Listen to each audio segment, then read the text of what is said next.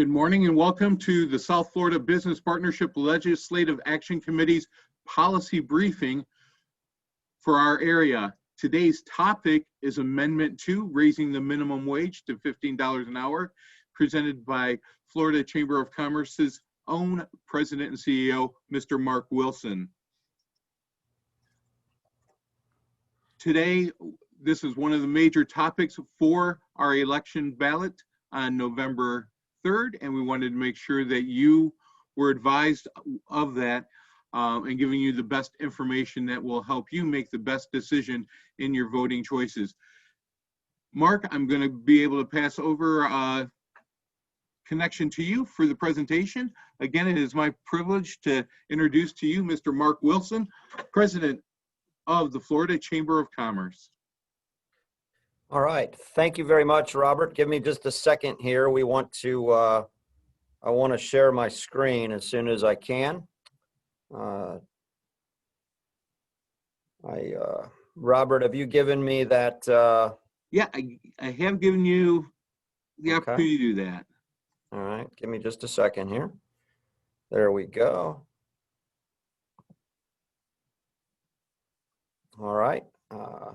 Robert, just to do a tech check here, can you see my screen? I can see your screen.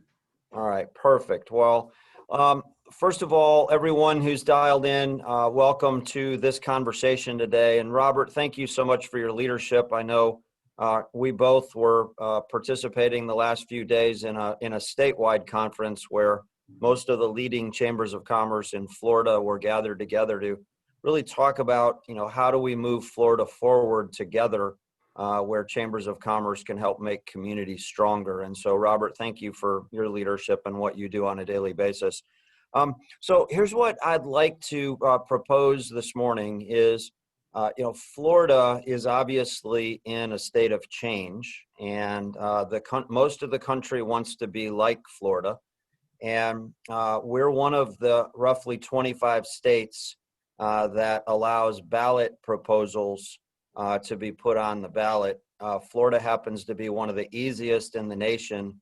If you have $5 million, you can pretty much put anything you want to on the ballot, and then if it passes, it goes into the state constitution. And this year we have 6 proposed amendments that'll be on the November 3rd ballot.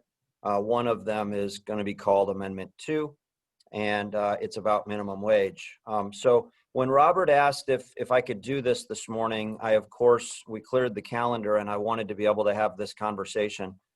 I've prepared quite a bit of information, and I'm a big believer in transparency of let's put it all on the table and then let's let people decide where they are on particular issues. And so what I think our plan is, or what I'd like to do is I want to quickly run through this. These slides will be available later to Robert. So Robert, you can share them with whoever that you would like to. And then of course, in just a little while, I believe we're going to open it up for some questions. And so let me just say right up front that, raising the minimum wage is something that is incredibly popular. We have 67 counties and 405 cities in Florida. And I've yet to meet a person who doesn't want everyone to have the ability to earn higher wages. And so I think while we won't all agree on whether we should vote yes or no on Amendment 2, I would like to put on the table that the Florida Chamber believes that all Floridians should have an opportunity to pursue a $50,000 career. And we should do everything we can, regardless of zip code, race, gender, disability, it doesn't matter. We should be fighting as chambers of commerce for the right workforce system, the right education system, the right economic system, to where Florida becomes the model in America, where everyone who wants to work can find work, and everyone who wants to better themselves through training, through career advancement, where Florida would be the national example of how to do that. It's our contention that by mandating a $15, it would actually be America's first $15 an hour statewide wage, and putting it actually in the Constitution, that's the wrong way to go about this. Once something's in the Constitution, it's almost impossible to change it. And so if 5 years down the road, small businesses are hurting because of this mandate, there's really nothing anyone could do about it. And so I will tell you, we have members of the Florida Chamber who would like to see higher wages, but understand that actually putting this in the state constitution is a really bad idea and not the right way to go about it. And so we'll go from there. So I'm going to share what this is. I want to share some context of what Florida's going through. And so, and Robert knows this, and for all of you on the line today that know me, you know that I'm a big believer in context. So I'm going to cover quite a bit of ground. It's all going to be wrapped around sort of the economics and politics of where Florida is and what Amendment 2 is. And then we'll go straight into questions. And I believe Robert will be moderating those. So please get your questions ready, and we'll go from there. So big picture, as you would expect, the Florida Chamber focuses, quite a bit of attention on how's our economy doing. We're the only state chamber in America with a full-time chief economist. Right before this call, I went on and grabbed a screenshot of Broward County and where you are today. So you are at day 195 since your first confirmed coronavirus case. And what's really interesting here is if you see the two green boxes, this is good news. The White House put out gating criteria several months ago where we could gauge, how are we doing at a community level with COVID? And, both of those boxes being green means that you're moving in the right direction as a county. I blame the business community for this, and I want to thank you in advance for that, because whether it's wearing masks or practicing physical distancing, I really think the business community has been the big hero in this. And I really appreciate Chambers of Commerce for helping to lead that fight. Every day as Florida Chamber President, I start my day off by taking a look at the global numbers. And so, here's a look from an hour or two ago. And what I would want you to know, we've hit 30 million cases globally, and I'm going to relate this back to Amendment 2 later in my presentation. But I'm often asked as Florida Chamber President, when are we going back to normal again? The truth is no one knows. And if anybody tells you with authority that they do, don't listen to them.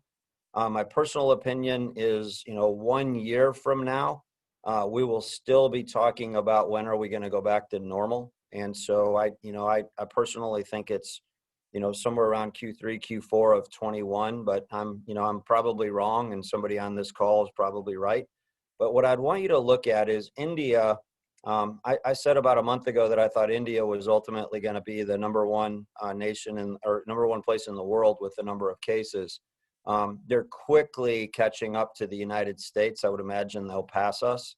But what I wanted you to see is Brazil. And Florida has about 130 million 130 million visitors every single year from a tourism perspective. We have over 14 million international visitors.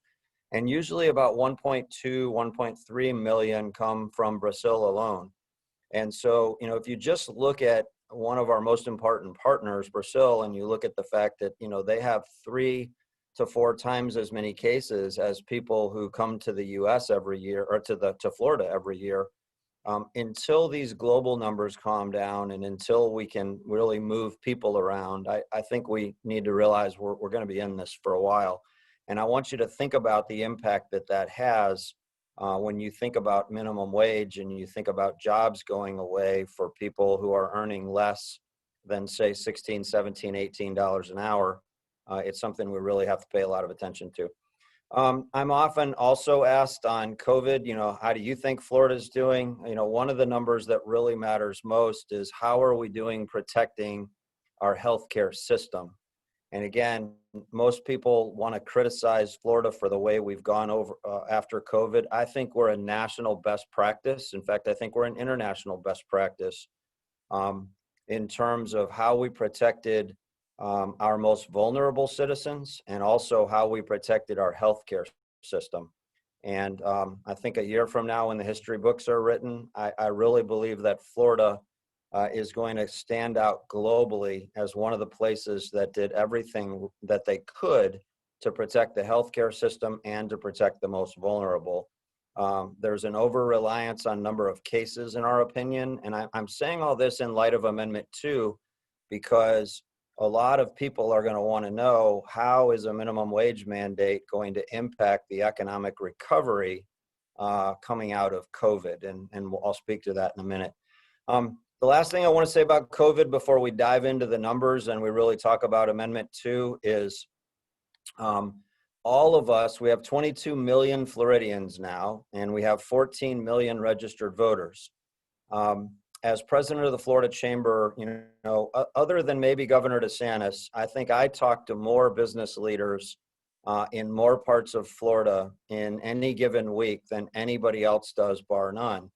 And what's interesting is I want you to look at these two numbers, 68 and 68. We've never seen anything that proves how hyper-partisan we are in America and right here in Florida. So if you look at the green bar there that says Democrats 68%. So the question is, how has Florida responded to COVID-19? And what you basically, and by the way, this is a Florida Chamber poll. We do voter polling all the time. And what you basically have here is Democrats saying, we opened up too fast and we have not been restrictive enough. And then Republicans saying the exact opposite. And again, it's not like Republicans opened one way and Democrats opened another. And I'm not saying one's better than the other. I'm just simply saying this slide proves to everybody on this call that based on your politics, you probably have a very different perspective of how Florida's handling COVID. Remember this slide when I show you polling later about what people think about Amendment 2, and I'll kind of connect these dots for you later. So look, we all live in Florida, and I think we all intuitively know how big of a deal Florida is, but right before COVID, so think about March, the Florida Chamber Foundation put out sort of a perspective of where's Florida compared to the rest of the world. And I'll make this quick, but here's the deal. If Florida was our own country, we're bigger than Saudi Arabia, for example, we would be the 17th largest economy in the world at about 1.11 trillion. We've grown by more than the entire GDP of Mississippi in the last 18 months, just to put it in perspective. And if you look on the right there, Florida is creating about 1 out of every 11 new jobs in the United States. And by the way, that's 5 years in a row for the last 5 years. And so that's the economy that we call Florida. What I'd like you to look at here, and I showed this to Robert just earlier this week, what I'd like you to look at here is this is a national number based on high wage, medium wage, and low wage. And for purposes of this, the economists would tell you that less than 27,000 is low wage. This is a national number, so you can see high wage earners of 60,000 or more actually had an increase in employment. But the lower the wage, the higher the unemployment. Now, what I wanted you to see here, that's the U.S. number. I'm sorry. What I wanted you to see here is that's the U.S. number on the left side. I can get for Robert, we have the Florida numbers, and the Florida numbers are lower than that. So what I want you to take away from this slide is the lower your income, the more likely you are to be unemployed because of COVID. Now, the Florida numbers are slightly better than the national numbers, but nevertheless, the trends still follow these lines. Now, I'm going to give you some slides here that you can take a look at later. You can do with them what you want to, but big picture, if you look at Broward, right, 11.6% unemployment rates for July. We have brand new numbers now we'll be putting out next week. But if you take a look at this, Florida has about 500,000 fewer jobs today than we did a year ago. And if you want to look at it by county, again, we have 67 counties, and you can see Broward's down about 100,000 jobs compared to where you were a year ago. One thing I want you to notice, there's not a single county in Florida that has more jobs in it today than we did a year ago. And again, why would we want to mandate a higher wage right now when what we really need to do is get everybody back to work again? Here we take a look, not by county. We have 22 metropolitan statistical areas in Florida. And so sometimes, we want to look at markets as opposed to counties. And again, your market has had the highest percentage of job loss over the last year. Most people think it's the Orlando area. You actually have, maybe 3x as many jobs lost, and you have a higher percentage. And you can look at all this later. We don't have time today to get into an industry by industry breakdown, but for later, if any of you really want to see what are the industries that have lost the most jobs, who's been the most impacted by this, this is really a pretty good chart for this, and we could certainly go into more detail on it offline if anyone's interested in that. One thing I do want to point out, and I highlighted this to our local chamber leaders the other day as well, this speaks to what we've been doing for the last 20 years in Florida to improve our education system and to diversify our economy. So most people don't know, but if you look at all 50 states, Florida has the 17th most diverse economy in the entire country. We want to be 12th by 2030, but it's often said that Florida's construction, tourism, and agriculture, and those are three incredibly important industries, and hopefully they will be 100 years from now.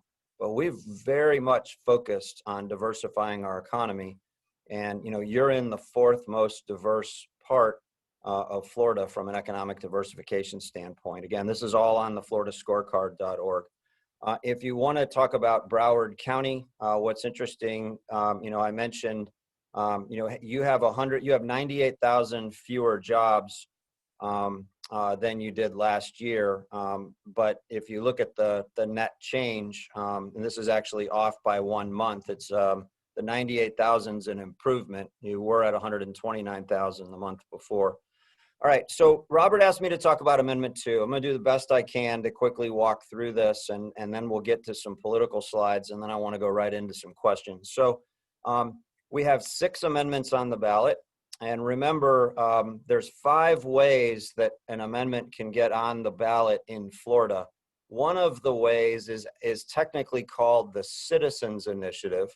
I think it's the biggest scam in terms of a name of anything in the Constitution. It was supposed to be where citizens could go door to door and collect signatures in a grassroots fashion. In 1968, when the framers of our Constitution put it together, they never in a million years thought that one individual could write a check for $6 million and hire out-of-state paid signature gatherers to go around, collect signatures, put something on the ballot, and call it a citizens initiative. But that's the process we have in Florida. And that's exactly what happened here is one individual funded over 99% of this campaign. And what I would want you to know about it is this is the title, Raising Florida's Minimum Wage.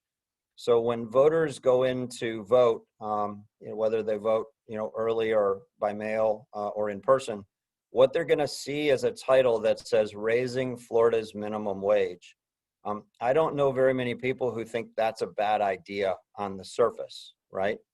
And so therein lies the challenges with this amendment. We've done the full analysis, and you can see what we think about this. We think it's bad for Florida and even worse for Floridians.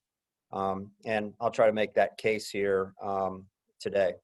So more information than we can go over right now, but if you look in the upper right-hand side, the Florida Chamber's been working on this for over a year. And what this would do is, if it passes this fall, which it certainly looks like it will, unless quite a bit of individual businesses get involved in this.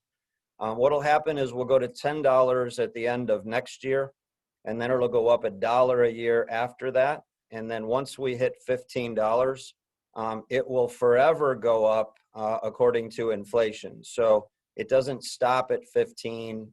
Every fall when we get the inflation numbers in, it'll go to, it'll continue to go up. It'll go to $20, $30, $40, $50. That it cannot go down. This is what I spoke to earlier in the Constitution. So, if we had a bad economy for a couple of years, or heaven forbid, another COVID, There's no provision in this for it to ever go down or for it to freeze, so to speak. As long as inflation goes up, it would forever go up. So something to keep in mind. We would be the only state in America with a $15 mandate in our state constitution. This does require a 60% passage. I chaired that campaign several years ago to raise the threshold to 60%. And we'll talk a little bit about what this would do. So here's just a graphical representation of what I just talked about, that, we're at 8.56 right now. It would go to 10, 11, 12, 13, 14, 15, et cetera. And many of you on the call today are thinking, well, I already pay my people more than this, so what's the big deal? And I'll talk about that in just a minute. So this is a super busy slide, and I apologize for it, but let me take some of these one at a time. First issue there is teen unemployment. Most of us on the call today, our first job was a minimum wage job. Might have been like mine, for example, was working in a pizza shop. And I learned a lot about business at that minimum wage job. And it also taught me a lot that I could take with me. So here's what happens. When we raise minimum wage to $15 an hour, we get fewer of those jobs. And no one argues with that, by the way. We have 871,000 kids in poverty in Florida, and these are the people who most need these first training level, entry level jobs. We've seen estimates somewhere between 350 and 500,000 of these jobs would be eliminated in Florida alone in the next 6 years. And we would argue that these are in fact some of the most important jobs that we have. About 1.5% to 2% of Florida's workforce earns minimum wage and works full time. And so keep that in mind as you're thinking about this as well. When we talk about entry-level training part-time workers, see a reduction in paid work hours. Again, nobody argues with that. Everybody knows. If you look at Seattle and San Francisco, if you look at places around America where they've gone to a $15 an hour wage, this is exactly what happens. Everybody loved it. They thought it was going to be great. And then restaurants started closing, hours started getting cut back. And all of a sudden, everybody wanted to undo it. Not everybody, but a lot of people wanted to undo it. Also, if you're thinking about manufacturing, if you're thinking about certain industries that pay, say, $12, $15, $17, $18 an hour, now all of a sudden you're going to have to pay a lot more. There are certain functions that you can easily move to a different production facility across the state line. And we know that that's what happens when this happens. We'd like to think it doesn't, but the reality of it is capital goes where capital's loved. And, when you put a mandate like this on every business, regardless of their ability to pay, and when we forget that our businesses in Florida are competing with businesses in other states and in other countries, sometimes we make decisions that sound really good at the time, but they're really not. Let me jump on down to, most people don't care that this is going to cost taxpayers $700 million. So I'll sort of leave that on the table. That's an estimate that the state did. So we're either going to have $700 million less in state taxes, or we're going to have to increase taxes to make up for those lost services. But also I want you to keep in mind, we have a lot of seniors. 21% of our population in Florida are seniors. Many of them are on fixed incomes. And so, people on fixed incomes can least afford the price increases that come with these kinds of significant increases in wages. In terms of what's the risk to Florida, all industries are impacted by this. But here's just a quick critical look at how many jobs we have in each of the three areas that are going to be most impacted by this. It's about 30% of our workforce. Let me point out, I get a lot of calls saying, Mark, we pay our people $16, $18, $19, $20 an hour. So we're really not too concerned about this. I think one of the most insidious insidious issues with this $15 mandate is suppose that you're in high school right now and you're thinking about what you want to do. Maybe you're thinking about going to a 2-year state college, or maybe you're thinking about getting a certification. And if you do that, chances are there's a pretty good chance you could be making $15, $16, $17 an hour with that certification or with that degree. Unfortunately, if you think about it, right, if now you don't need to get you don't need to get any certifications or training, and you can go right to making $15 an hour, we know what's going to happen here is we're going to artificially increase wages, and that's going to make everybody have to increase wages. And so, I mean, think about it. For all of you who are listening in today, if you're making $17 an hour, and someone who was making, $10 an hour is now making $15 an hour, you're going to expect $20 to $22 to $23 an hour. And so, once people start realizing that this thing sounds amazing, but it increases costs on seniors, it actually eliminates a lot of jobs for people who are trying to find their first job, or maybe they need 2 or 3 part-time jobs because they're working their way through school, and all of a sudden those jobs aren't there. I think everybody on the call has been to, the most famous example. If you've been to a McDonald's in the last year, you see there's a rapid deployment of automation.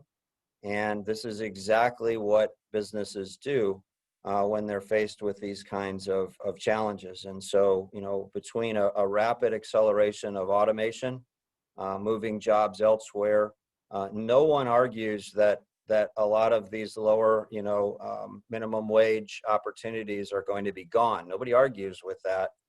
Well, what are we going to do with hundreds of thousands of young adults who are looking for their first opportunity to work and those jobs aren't there? I mean, I haven't heard anybody talk about how we're going to solve that. Let me just mention a bit about politics, because Florida is changing so fast. This is something that, a lot of people don't pay attention to. So if you look on the right side here, July of 16, when we had the last presidential election, we had about 12.3 million registered voters in Florida. Today we're sitting on, about 14 million.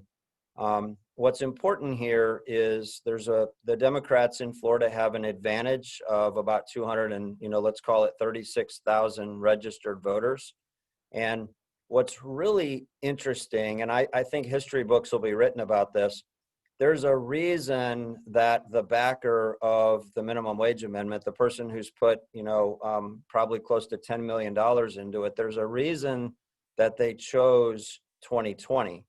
And there's a reason they chose a presidential election year.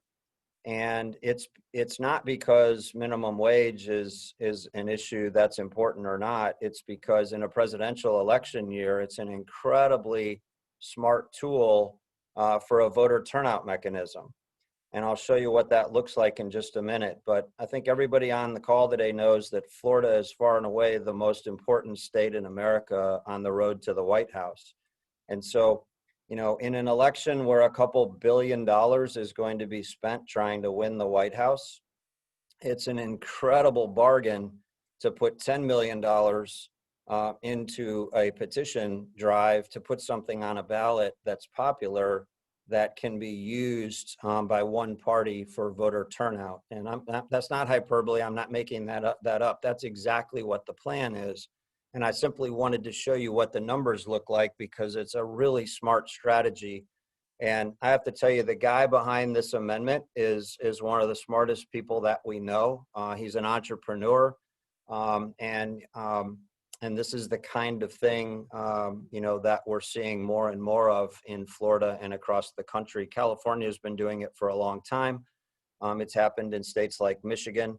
And I think Florida is just now starting to see this sort of political coordination where you put something on the ballot that sounds really good and it can be used as a voter turnout mechanism. And I'm sure it's going to be very effective. We'll just see as it plays out.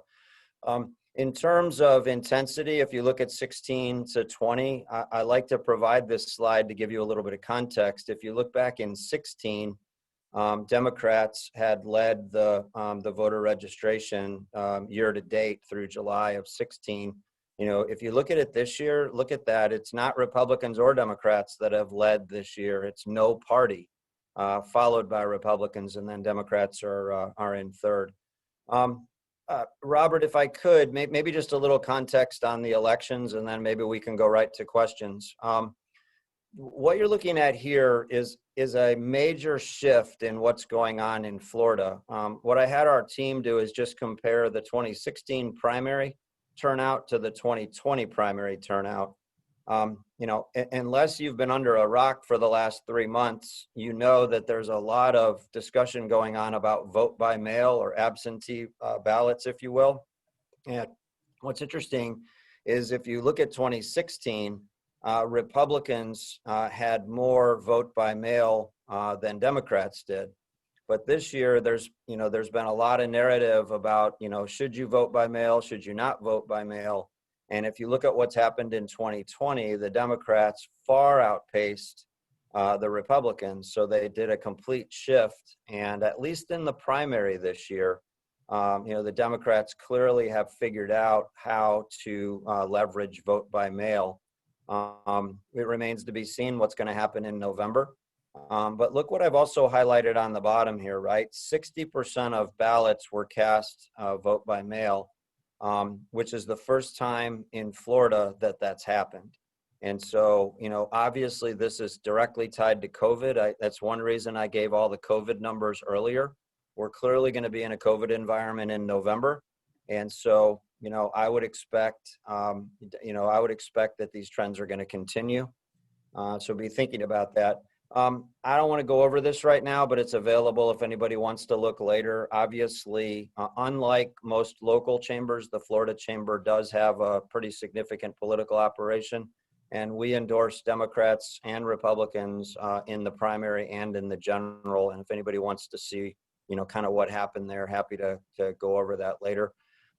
Robert, to save time, we really don't want to go through all the races, but I wanted to provide your members the information on sort of, what some of the key races were around Florida. So I'm not going to go through these slides. I simply wanted them to be there so that later, if you have members that wanted to look at what's going on around the rest of the state, where are the key matchups at, that's what's going on. Now, I mentioned there were 6 constitutional amendments, and I know today we're only focused on Amendment 2.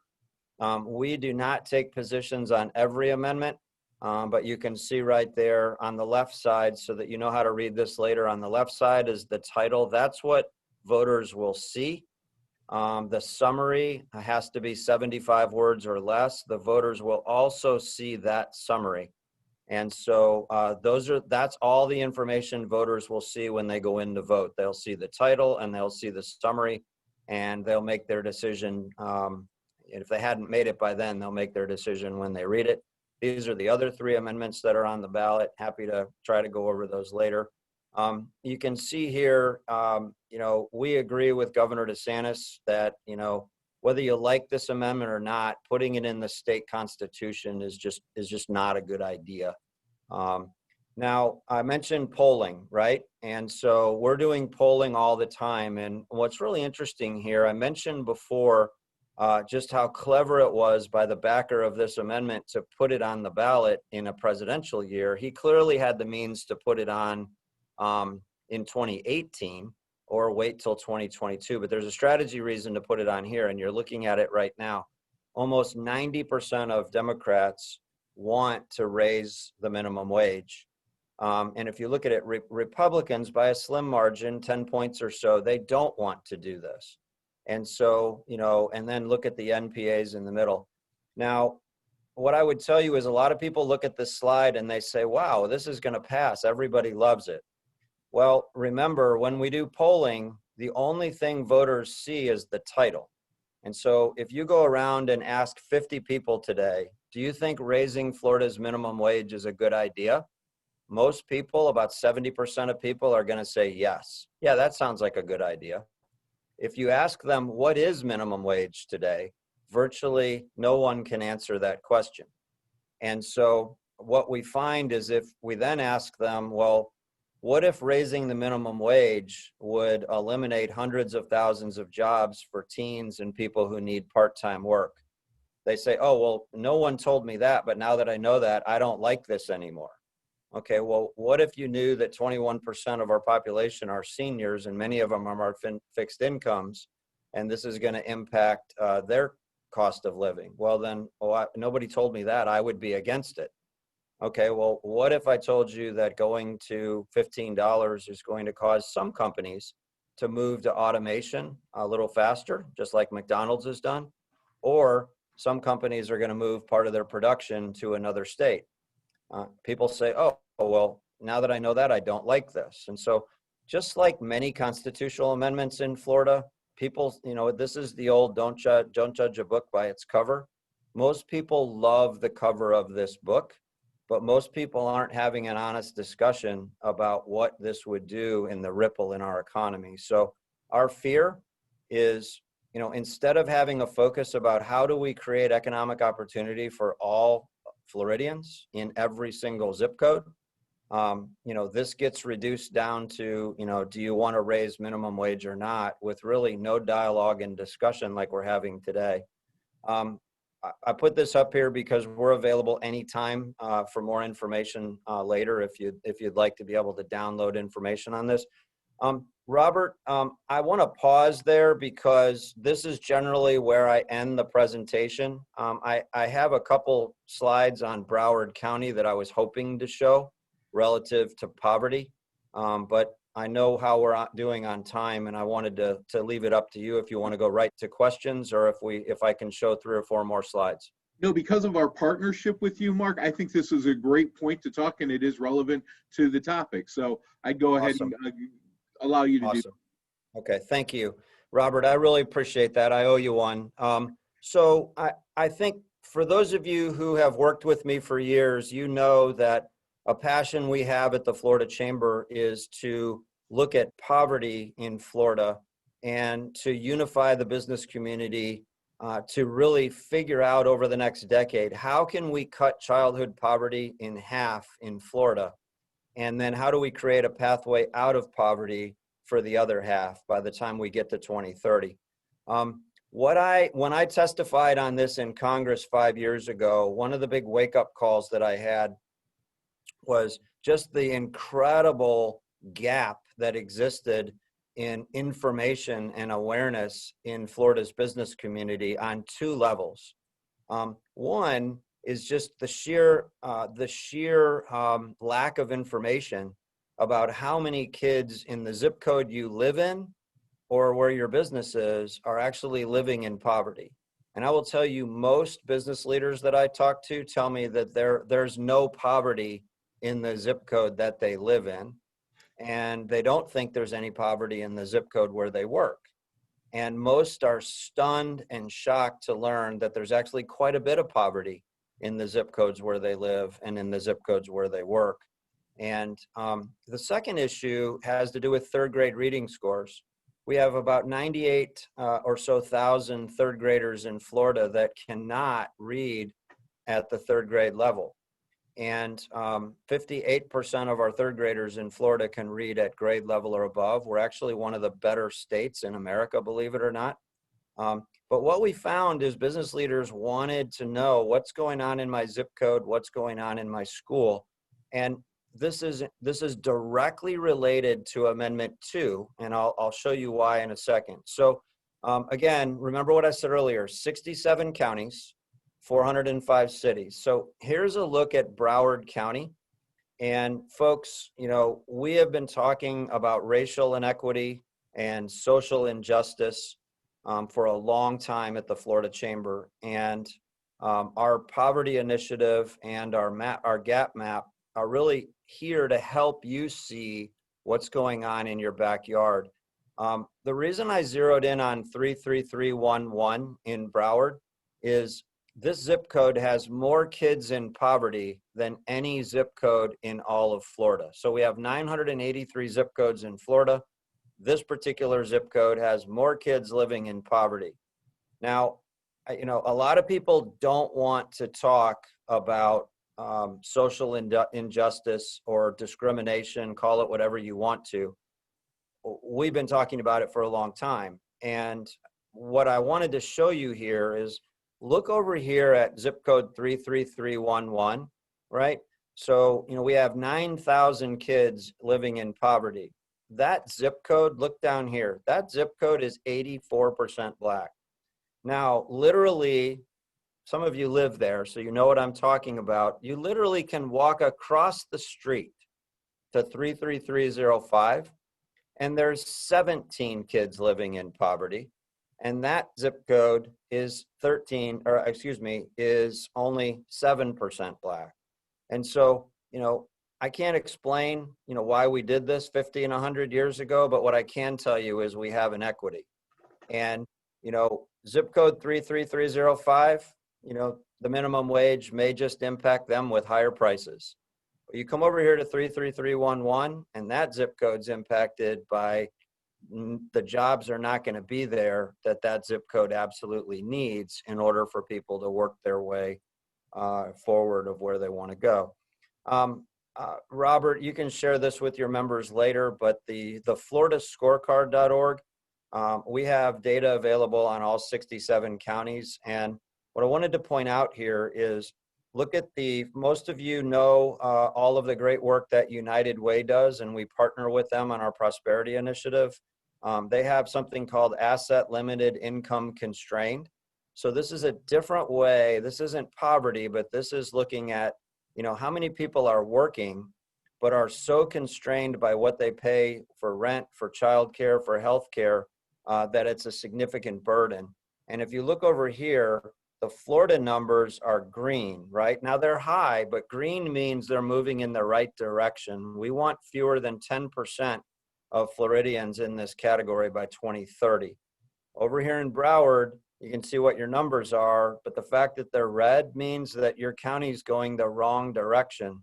You're having more of your people living in asset limited income constrained environments, not fewer. And so again, if we want to artificially raise wages and artificially kill jobs, that's the wrong thing that you would want to do at a time when, from an economic perspective, you want to create more economic opportunity. And then finally, Robert, and I appreciate the little bit of extra time here, one of the most important ways that we're going to grow our economy is for business leaders to get really serious about what's going on in our elementary schools, and especially what's going on in our third grade classrooms. Before I go any further, let me just tell you, the Florida Chamber's perspective is that we have some of the best teachers anywhere in the world right here in Florida. What's going on in our classrooms and in our schools is not the fault of the teachers or the administrators as much as the business community just hasn't known these numbers before.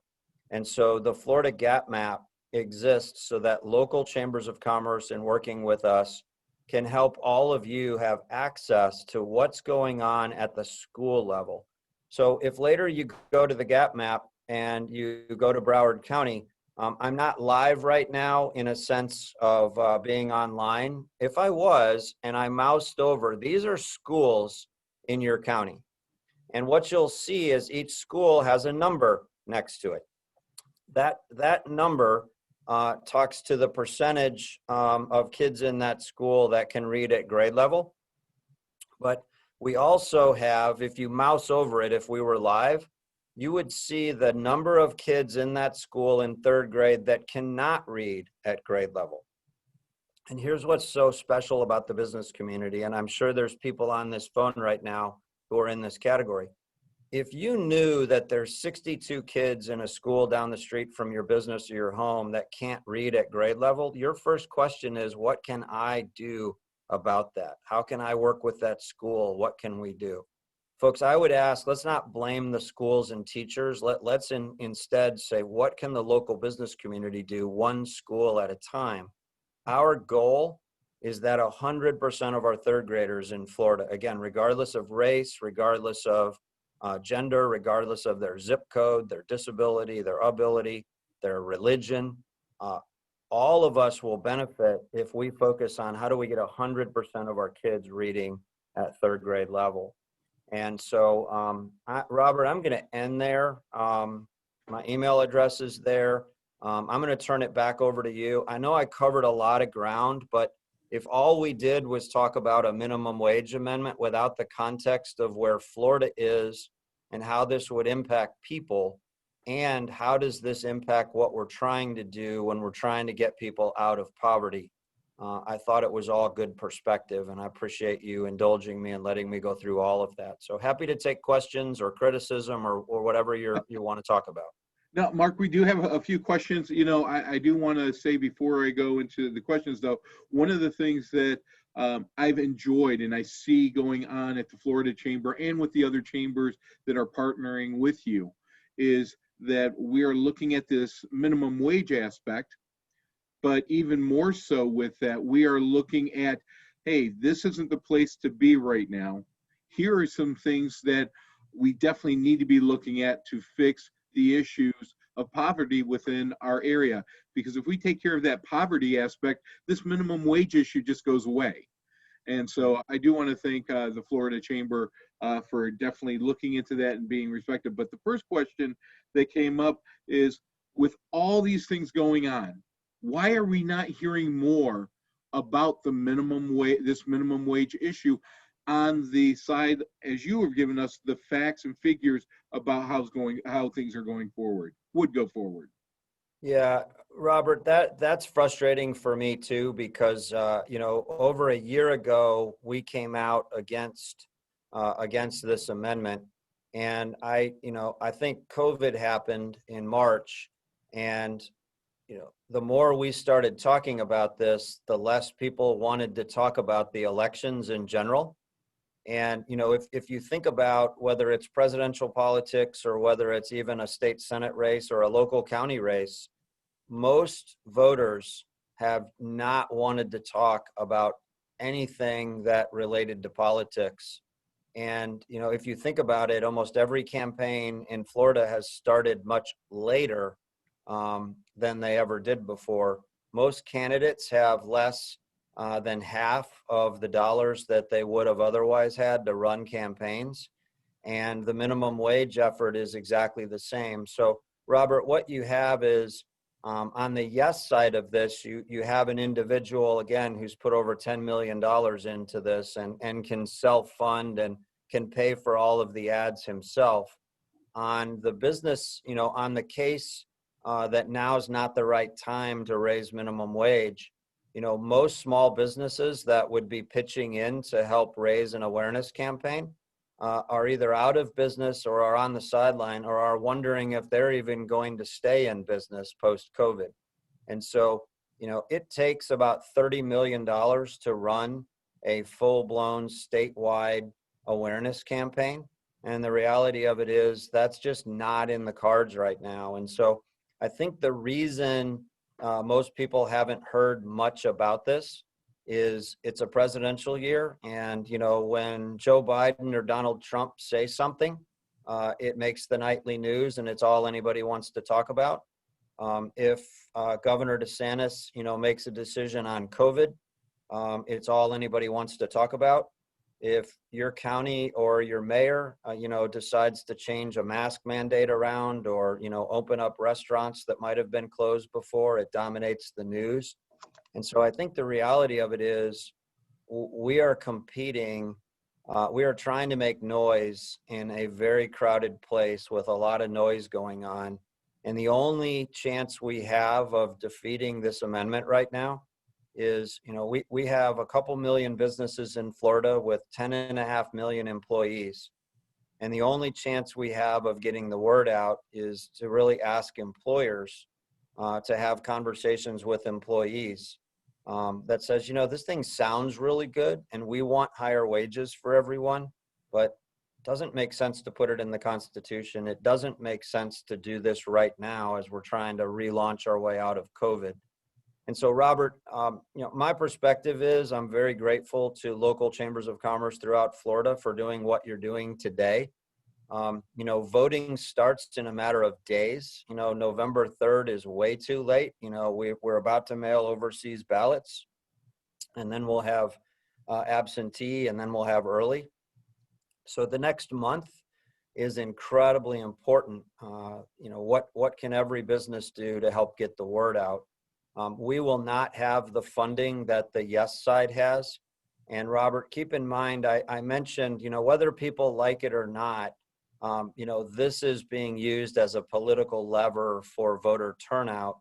And, without getting into partisan issues, a former presidential candidate who dropped out just announced last week that he's going to put $100 million into Florida alone to help with voter turnout for one particular candidate, and that a lot of that was going to be in South Florida, and a lot of that was going to be targeted at minority voters.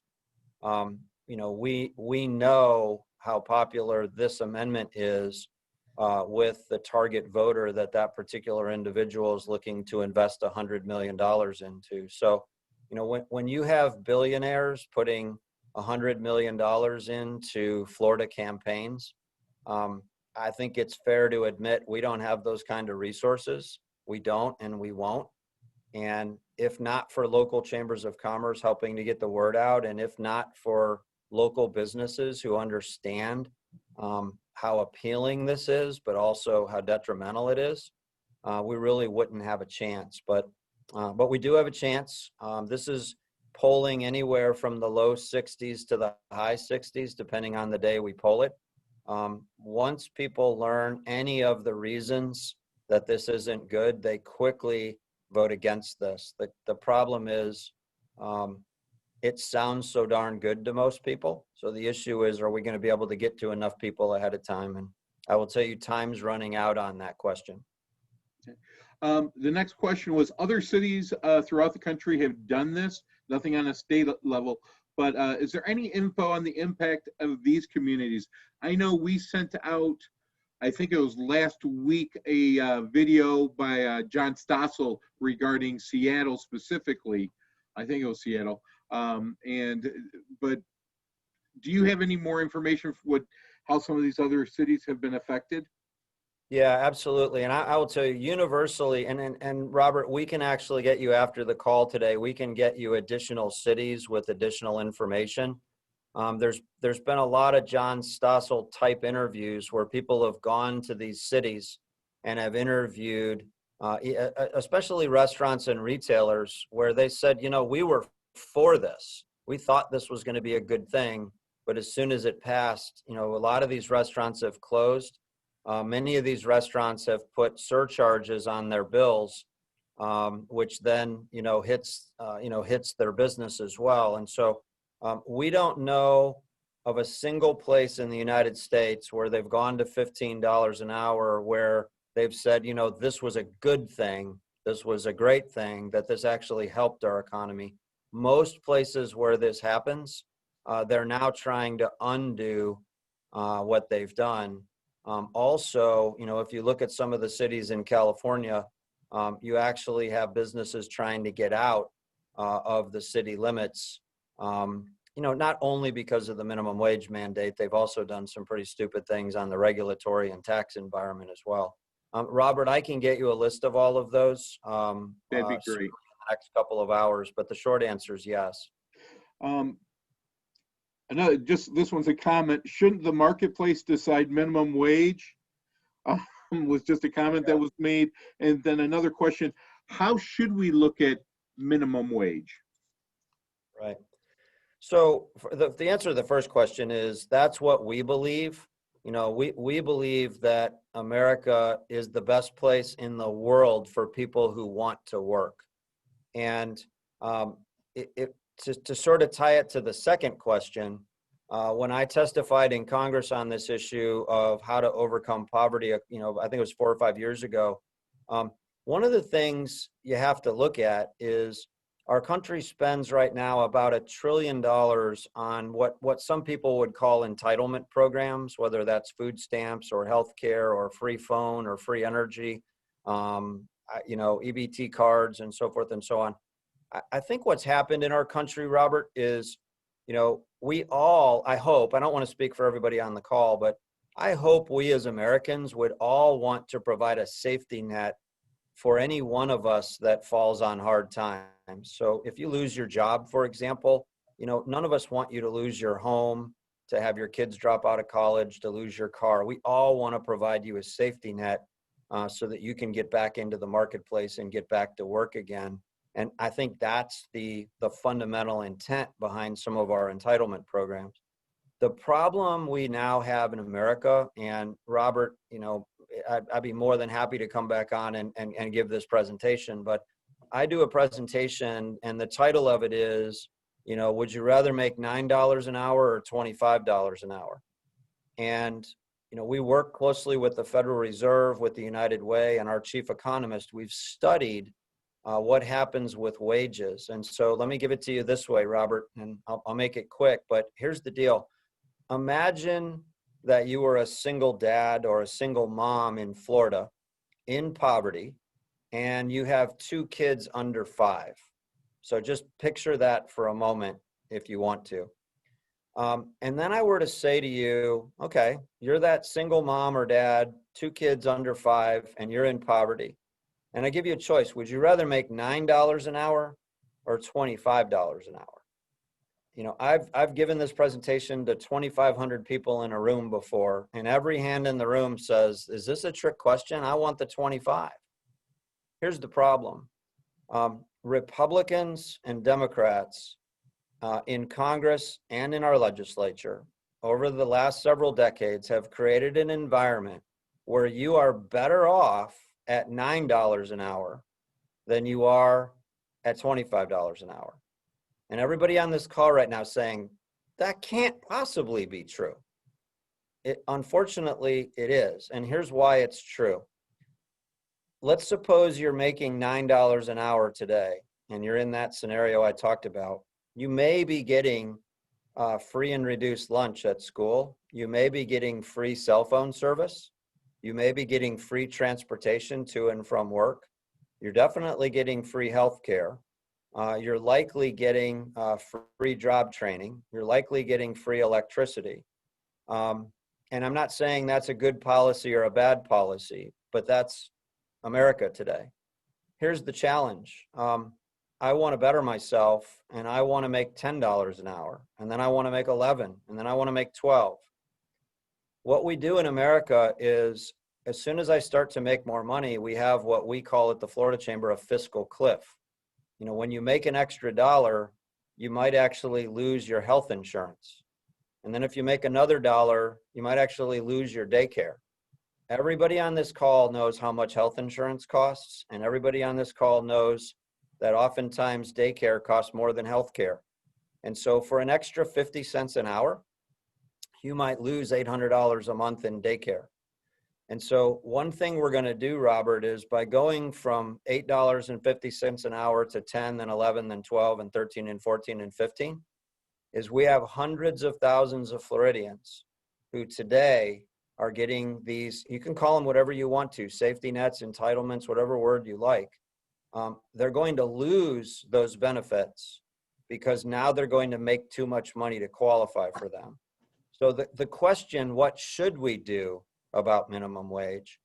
If we were to keep minimum wage where it is right now, and we were to follow the Florida Chamber's lead, and we were to create bridges, right? So that single mom who wants to, who works at Walgreens in a distribution center, who makes $12.50 an hour right now, and Walgreens wants to promote her to $13.50 an hour, she shouldn't lose her health insurance stipend because she's bettering herself. She shouldn't have to say, I can't afford to take the pay raise because I would lose my daycare.